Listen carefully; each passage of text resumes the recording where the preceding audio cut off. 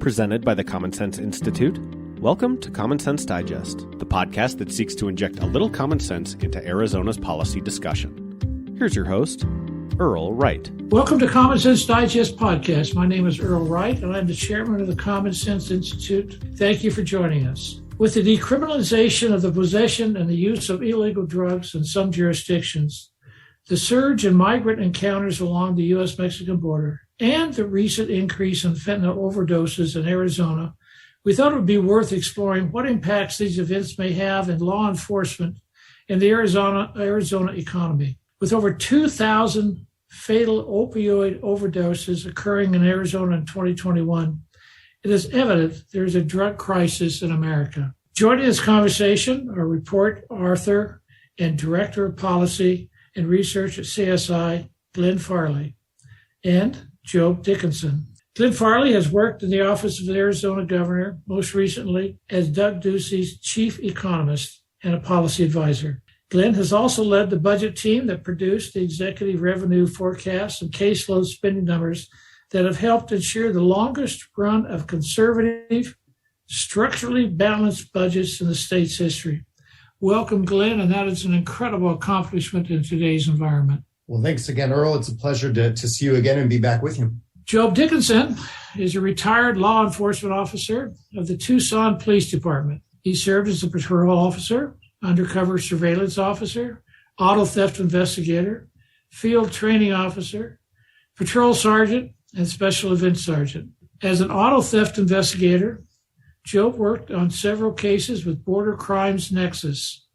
Jobe is currently the president of the Border Security Alliance as well as executive director for the Combined Law Enforcement Associations of Arizona. Welcome, Jobe. That's quite a background. Well, thank you, Earl. It's my pleasure to be here. Thanks for having me on today. Before we begin, if you'd like more background on the discussion today, listeners can find CSI's latest report regarding this topic titled Fentanyl, Crime in Arizona's Southern Border, dated August 22nd, on CSI's website, www.commonsenseinstituteaz.org. I really encourage all of you to read it because it's fundamentally astonishing, the information that is there and the impact and the magnitude of what the problem we currently have. But let's get started. Glenn, let's start with the increasing issue of fentanyl in the state of Arizona. In your report, you found that fentanyl was involved in over half of Arizona's overdoses, but prescription opioids are involved in only 35% of the cases. What astonished me in the report is I had no idea of how the fentanyl overdoses have increased. Since 2017, fentanyl was only involved in 4% of the Arizona overdoses. Can you give us some insight as to why you think the proportion of overdoses related to illegal drugs has increased so significantly? Absolutely, Earl, and that's a great question and a perfect segue into really what is the crux and core point of the report. Let me preface by saying I don't claim it's a simple subject, and I'm not going to claim that we got everything and we didn't miss everything, but the report zeroes in on three proximate causes that combined and together created, I think, the current opioid crisis. The first, and potentially the most interesting depending on perspective, is really the crackdown on the use and abuse of prescription opioids, like you alluded to in your question, that culminated in and around 2016. In 2016, the federal government, through the CDC, issued new guidelines to states and practitioners related to how and when they should write prescriptions for opioids. The states responded by adjusting their policy. Many states, including Arizona, passed bills restricting the amount that physicians could prescribe, when they could prescribe them, who could prescribe them, and physicians themselves voluntarily restricted. Insurance companies pressured them, medical systems pressured them, and so in response, practitioners just voluntarily began to reduce the number of opioid prescriptions they were writing. Now, this was 100% the intent, but the consequence was within just a handful of years, we cut the number of active prescription painkillers in the United States roughly in half. At the same time, we saw an explosion in the use of illegal fentanyl and street substitutes, illegal opioids, often mixed with or manufactured primarily with fentanyl or other synthetics. At the same time that we did this in 2016, we began this kind of experimentation with increased tolerance for the open use of illegal drugs. So we're cracking down on the use and, yes, the abuse for legal or gray market prescription drugs. But at the same time, we're saying we're going to be more tolerant or turn a blind eye to the open use of illegal drugs on the streets. Some of this was overt legalization. A lot of this was just decriminalization. So a Colorado or a California may not have outright decriminalized use or possession of harder drugs like fentanyl, but they loosened, either reduced the penalties or went from felony to misdemeanor, or even just stopped enforcing the laws already on the books. And so that made it relatively easier for folks to consume illegal drugs like street fentanyl. At the same time, we made it harder for them to consume legal drugs like prescription opioids. And then finally, the linchpin that finally sort of broke the back of this was the collapse in border security in 2020. So historically, fentanyl was produced mostly in the West and tightly controlled. The rise of the Chinese pharmaceutical industry meant that there was a significant increase in the amount of fentanyl being produced on the planet, and it was being produced for cheap. Mexico became the conduit by which this cheap, abundant Chinese and East Asian fentanyl reaches the United States. CBP was doing its best, and we see this in the data, to stop and interdict that in the period between roughly 2016 and 2020. But after 2020, when migrant encounters surge, there's a coincident collapse in CBP seizures of drugs on the southern border. So you've got the crackdown on prescription drugs, the relaxation of enforcement of illegal street drugs, and then the collapse in security on the southern border. Any one of those by themselves, probably not a disaster. All three at the same time, I think, led to the current opioid crisis. Sounds to me like you're describing a perfect storm. Yeah, absolutely. Couldn't have done more from a legal perspective in the United States than we have done by decriminalizing drugs, or coming close to that, particularly in some of the states we're involved in. Jobe, with the collapse of federal enforcement at the border, which is one of the three that Glenn mentioned, how have the state and local enforcement officials had to respond? What's the impact for them? There's been a lot of strain on our local police, our sheriffs, and our state troopers. You know, with the federal agents no longer to stop the flow of illegal immigrants, they're not patrolling the border anymore. They're more babysitters at these places where hundreds and thousands of migrants are coming across a day. Those responsibilities are being taken up by local police. It's every day that I see a news story in Tucson, Phoenix, you know, hundreds of miles away from the border, that we're stopping cars with illegal immigrants, as well as, you know, 50,000 fentanyl pills, or, you know, fentanyl powder, which is a big one as well, where they're sending the powder up here and then it's being processed in the United States. Local law enforcement, just about in every community in this country, you know, we're short-staffed. We're struggling with staffing, and adding these responsibilities, it's making it a lot more difficult for us to follow what we're there for. I mean, we're there for local 911 calls to help keep the peace in the neighborhood. And so with those extra responsibilities added to us, it's difficult for us to maintain our, you know, times for normal call service. Jobe, I'm going to ask you a question which maybe you don't want to answer, and if you don't, that's okay with me. And I think our listeners would understand. If we were properly staffed with our Border Patrol, and if we had the proper staffing at our local police domains or localities, how much of an impact, if any, do you think we'd have on this surge of fentanyl across the border? I think that's a two-part question, and they're both very good answers there. If we had proper policies, Border Patrol isn't that understaffed. If we had proper border policies to funnel the people and the products coming into this nation through ports, that's the important part, where more, you know, vetting of the people, vetting of the products, seizures of illegal products can take place. That then frees up our Border Patrol agents to patrol those other routes. And those other routes are the smuggling routes, and it gives them the time to stop that. So by just securing the border, having better policies down there, you ultimately free up the time of Border Patrol agents. And then with that said, that limits a lot of the stuff coming north from the southern border. And that then in turn frees up time for local law enforcement. I mean, I'll tell you, 20 years plus ago in this industry, there were times where I got to do on-site activity as a police officer. We had the right staffing, and I took my calls for service, and then I would go on-site criminal activity. I wouldn't just respond to criminal activity, I would pursue it. And these days in law enforcement, that's not the case. Everything is just a response to a crime. And taking a report of something that's already happened already has all the impacts of those negative incidents. So you're in effect saying you can't be proactive, you have to be reactive, and that's a losing game, is what I hear you saying. Absolutely. Glenn, the report includes an estimated cost of fentanyl in this fentanyl crisis in Arizona. In 2021, fentanyl-related deaths cost $53 billion. Glenn, I don't want to challenge your number, my friend, but $53 billion is higher than the state budget of Arizona, and it's clearly higher than the state budget of Colorado, a neighboring state.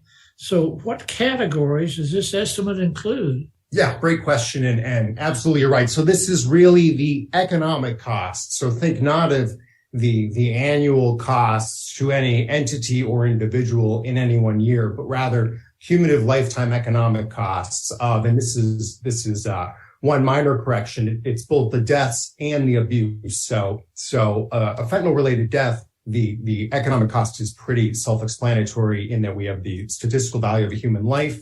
So CDC, using that, was able to estimate the value of lost lives due specifically to fentanyl overdose in 2017. Using that and the data set that we collected for the report, I could annualize that over a decade. But the other piece of that wait a minute. I want to stop you there. So what you're telling me is these deaths, the people that we shouldn't be losing, is really costing our economy. So it's the economic cost to our economy of these fentanyl deaths. So in effect, however these fentanyl deaths are occurring, and whoever is supporting the fentanyl coming through isn't destroying our economy or in effect impacting negatively our economy. Do I hear that correctly? Absolutely right. And it's worse, frankly, on the abuse side. So on the abuse side, you have far more folks who are dependent on and regularly abusing fentanyl. And this is just the estimates that we get that folks volunteer to federal statisticians when they're asked survey questions. So it may even be higher than we think it is from these reports. But that abuse results in medical costs, social costs. They're more likely to commit crimes or be victims of crimes or have involvement with law enforcement. And productivity costs. They're less likely to hold jobs. They work fewer hours on average than folks who aren't dependent on drugs. None of this is surprising, but we all kind of know that intuitively. But what's kind of novel is to put a dollar amount to that figure. So, okay, you've got 5,000 people a year dying, and you've got 30,000 people a year who are, chemically dependent on this drug, and you sum that up and annualize those kind of lifetime costs. And that's an impact of about $53 billion in contemporary 2022 Arizona dollars. It's a staggering number. And the other thing staggering that also helps put context on this is the number has quadrupled in about a decade. So 2011, we were at about a $10 billion annualized cost using the same methodology, same CDC methodology from 2017. 2021, 2022, we're at over $50 billion. Now, is that just unique to fentanyl that you're talking about, this tripling or actually fivefold? All opioid-related overdoses and deaths. So it's not strictly speaking unique to fentanyl, but in practice, most of the shift since 2016 is towards fentanyl. So it's increasingly fentanyl, but technically it's also any of your prescription opioids, your illegal opioids, and your fentanyls. So you're telling me the fentanyl has become far more available than what was available before or what people were using. So it's not only an alternative to the synthetic opioids that were used before, it's now become something cheaper and more readily available, and causing the increase in suicides as well as overdoses. Am I hearing you correctly? I think that's probably fair, but that's probably also a question that can be better answered by Jobe. That's one of the problems that we have as we try and look at this from kind of an academic and a data perspective. We have some idea how expensive prescription drugs are, how dangerous prescription drugs are. We have very little idea, by the very nature of black markets, how expensive the street price of fentanyl is on a regular basis. Things like that. Does that make sense? Sure it does. Jobe, let's follow up with you. And I want to try to, if you can, weave into the previous question I had for Glenn, but also talk a little bit more about the impacts of fentanyl possession, its distribution, and how you see the crisis in Arizona, and then any additional thoughts you may have about the massive growth in suicides and deaths due to opioids from 2010 to 2022. Well, Earl, I mean, crisis is the right word. And we've gotten so used to just saying that it might not stick out that this is a crisis. Police responding to overdose calls day in and day out, multiple times a day. Almost all officers now carry Narcan. That's a medicine that can counteract the effects of fentanyl. We aren't medical professionals. How quickly does that have to be applied? The quicker it gets applied, within minutes to 15 minutes, depending on what the effects are. And sometimes it's more than one application. I've heard stories of 10, 12 applications to bring the person basically back to life. So it's as the fentanyl, as they're overdosing, their breathing gets shallow, they start to slow down, and at some point their heart stops. And that's when you have to take both the Narcan affects the nervous system to kind of counteract what fentanyl is doing to your muscular system. The problem that comes into this, and I've had it happen to me. You have someone who was by themselves, or with their drug addict friend, and they're in a car and they're taking fentanyl. They pass out. They are about to die. And now all of a sudden, when this Narcan takes effect, it's immediate. They wake up. They don't know where they are. Well, now here I am as the police officer right on top of them. And so a lot of times these turn into fights, into skirmishes. It's a dangerous position to be in, making sure we have, enough officers there. The other problem that comes in is these calls that come in, they come in as unknown trouble. Someone passed out at a car at a gas station. So we're not dispatching the firefighters or the paramedics who probably need to be there, because these subjects, when we do administer Narcan, they still have to go to the hospital. They still need to be medically cleared by a doctor. It's not just a fix and then it stops there. It's really putting a strain on our law enforcement. And then we additionally then have to call in EMS and fire and paramedics. So it's causing a strain on a lot of first responders. I'll go back to what Glenn was talking about. When it was prescription drugs that were illegally being sold on the street, just, 5-10 years ago, a lot of times those oxycodone, hydrocodone, those were going for about $20 a pill. Fentanyl, because of its availability, started high, but as we've gotten more and more availability, I'm hearing stories these days that they're selling some of these lower end fentanyl pills for $2. So these panhandlers on the street that, are standing out on the median asking for $1, $2, they're just trying to score a couple bucks so they can go score their another hit of fentanyl that's going to last them, a couple hours until they do it again. So it's this reoccurring circle, and it's so available and so cheap that it's getting into more and more of our society, our teenagers, our homeless population, and the more they use it, the more they get addicted, the bigger the problem we have. Not a very uplifting conversation so far, guys.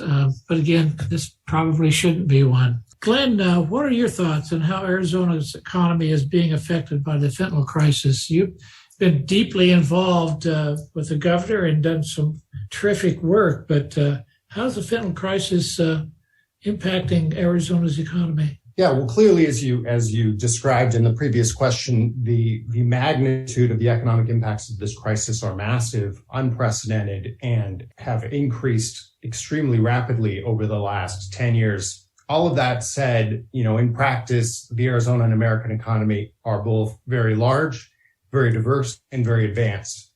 By themselves, the opioid epidemic probably wouldn't be sufficient to push the economy over the edge. But in practice, the economy appears to be at some kind of an inflection point.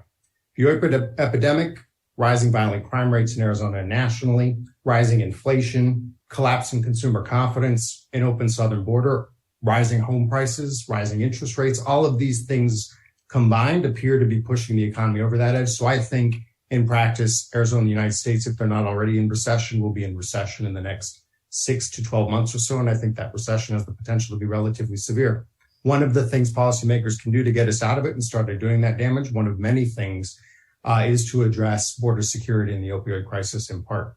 But I don't think by itself that would be sufficient to solve all of our economic problems. So it's one part of many that need to be addressed. And public policy is important in this area. Can you tell me, Glenn, what, if any, public policy that you're aware of in Arizona might be under consideration be interested. I know our listeners would be interested. Yeah, well, I can tell you that most recently the legislature did a number of things in the past session to try and address the border side of this crisis specifically. There was the largest single appropriation in state history for border security efforts. I think the amount was $500 million going from memory. In practice, though, state resources are dwarfed by federal resources. The most important policy changes that need to occur probably need to be at the federal level. And this is what Jobe was saying, and I agree with him completely. Border Patrol has billions of dollars in funding specifically for southern border security. That funding has been increased dramatically between 2001 and today, basically since September 11th, and the recurring politics over the southern border. The problem isn't that the federal government lacks resources, that it's using those resources for other things. It's not using them for physical or border security. It's using them for environmental study, environmental review, migrant processing, things like this. And we highlight some of that in our report. And as a consequence, they're allowing physical security to lapse, drugs to get through, and trying to shift that burden to the states. We can't compete. We don't have the resources to act as at the state level. You can't compete. Exactly. Okay, so $500 million basically shows up as a footnote in a federal budget. Seems to me that you're suggesting that maybe we need some leaders to think about the possibility of making some changes that you're suggesting, and hopefully they'll take them into account. Jobe, in 2018, the Arizona legislature passed the Arizona Opioid Epidemic Act. We've referred to the opioid situation and what came out of this in previous bits of our conversation. It limited first pill opioid prescriptions and increased reporting requirements for prescribing physicians. And I guess what amazes me is that all of a sudden the prescriptions were cut in half. And it took a law like this to cut them in half. So you have to wonder, were those prescriptions even needed to begin with, to have that kind of reaction? But have you seen this affect drug crimes since 2018? In effect, have drug crimes gone down because of this legislation? And are there other drug policies that have contributed to the current situation in Arizona? Actually, I think it's the exact opposite. Drug crimes have gone up. But that's because, like you just said, were all of those prescriptions necessary? And the answer, if we've cut 50% of them, is probably not. Probably not all of them were. Because there was a black market for those prescription pills to be sold on the street level. And whether that was fake prescriptions, people, pretending they were injured, pharmacy robberies. There were all sorts of reasons that, controlled pills were out into the street. However, what's happened now is because we've taken that supply away, criminals are opportunists. They see an opportunity, and China, Mexico, that gateway of just bringing in tons and tons of fentanyl that is not regulated, that's not made here in the U.S. So that's one of the bigger problems is we don't know, sometimes one of these pills, it's made in a lab in Mexico. And so it might contain, 1,000 grains of fentanyl where really it should only contain 10 grains. And that's where some of these overdoses happen. You hear the teenage kid that took the pill for the first time ever and overdosed with one. So with that said, yes, I think these changes, has created an opportunity, and criminals are taking that opportunity by bringing up the illegal fentanyl. To me, the biggest thing, or the first step that we could do to start seizing this problem, is to control the border. Are there any other acts in Arizona besides controlling the border that would help out law enforcement or maybe help control this? Public policy, laws that you would encourage to be reviewed? I personally, we've decriminalized a lot of these drugs. We talked about this earlier in the program. There's a lot in southern Arizona. I can speak of where I worked, where we would not arrest someone when we found them in possession of a controlled substance. We would take them to a treatment facility. The problem is they would be out the back door before we were done doing the paperwork in the front. There could be some changes. There is time for treatment. I agree with that. However, that has to be up to the person that's addicted to the substance. And when they're not ready for that, we need to have laws in place, or enforce the laws we do have in place, of putting some of these people in jail and in prison until they're ready to make that decision on their own. Glenn, in your report, you highlight the things contributing to the drug and crime crisis. What are some of the biggest factors that you've seen that could be causing the increased drug-related crimes and overdoses? Yeah, I think we've highlighted most of these and a lot of these throughout the program. But if I had to summarize it, at its core, there were lessons learned. We went through this. We went through the 70s and the 80s in the United States, and there were many lessons learned and policy reforms made during the 80s and the 90s in response to that. As a consequence, we had a period of 25 to 30 years of falling violent crime rates, falling drug abuse rates, and we got spoiled, frankly, and some of those lessons were forgotten, and policymakers began to experiment, I think, with some of the things that Jobe just talked about, if not outright decriminalization, then at least tacit decriminalization, where we stopped enforcing the laws on the books. And these are state and local criminal laws. These are federal immigration laws, et cetera, et cetera. And the consequences are all around us. So the simple answer is relearn, look back to the lessons that we learned in the 80s and the 90s and reapply some of those lessons to clean up the streets and enforce the laws already on the books and get the bad laws potentially off the books. And that should turn things around, hopefully.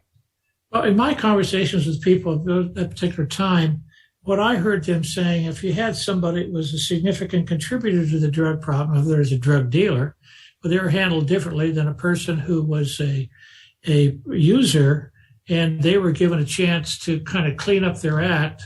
And if such, a felony charge was decreased to a misdemeanor charge, and if they continue to stay clean, their record was expunged. Now, I know that's not occurring as much today as it was. Are you alluding to that as kind of we could have learned some things from the 70s? Right. So sort of to address that, one of the premises that's used to sell decriminalization is that we can do a good job, and maybe Jobe, in fact, could speak to this even more intimately than I can, but I can try to speak to it kind of academically once removed. But voters were sold this notion that police and prosecutors can do a good job discriminating between the problems, the dealers or whoever, and the victims, the casual users. And so, laws were passed intended to allow those casual users to bypass the system effectively.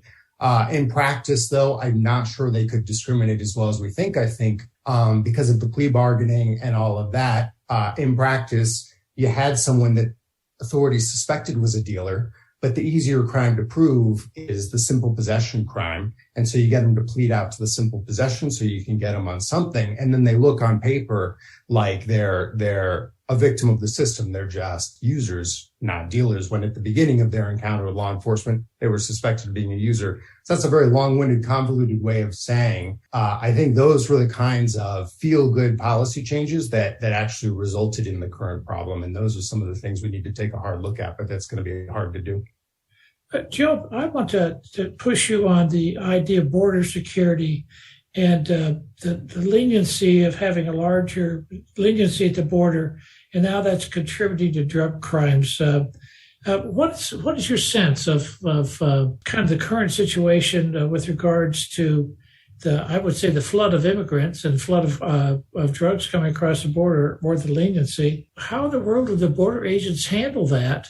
And how does Arizona change that? Earl, it's a tough question, but I will tell you that, with the policies that were in place prior to 2020, there wasn't this flood of immigration. And what we have to realize is if a person comes to a port of entry with identification and seeks asylum, that's legal immigration. Customs and immigration can deal with that.